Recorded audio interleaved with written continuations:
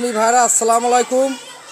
আমরা এখন কথা বলবো চামটা বিক ইউনিয়ন মাধ্যমিক বিদ্যালয়ের একজন সম্মানিত শিক্ষকের সাথে। স্যার, আপনি আপনার পরিচয় দিয়ে আপনার কথা বক্তব্য শুরু করেন।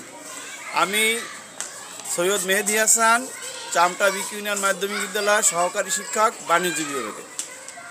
গতকালকের 12 তারিখ শিক্ষকরা শান্তিপূর্ণ সমাবেশ অবস্থান করছিল ঢাকা প্রেস ক্লাবের সামনে তাদের ন্যায্য দাবি আদায়ের জন্য, কিন্তু সেখানে পুলিশ অতর্কিত হামলা চালায় এবং এই হামলায় শিক্ষক কর্মচারীর আন্দোলনের অনেক শিক্ষক সেখানে আহত হন।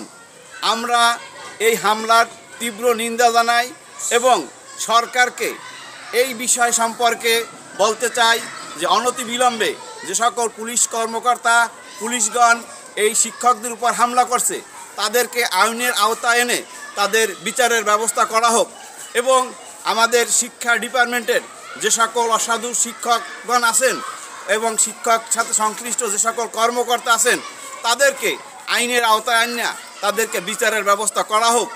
না হলে তীব্র আন্দোলন হবে, যে আন্দোলন এই সরকার ঠেকাতে পারবে না। এই আন্দোলন সারা বাংলাদেশে ছড়িয়ে পড়বে।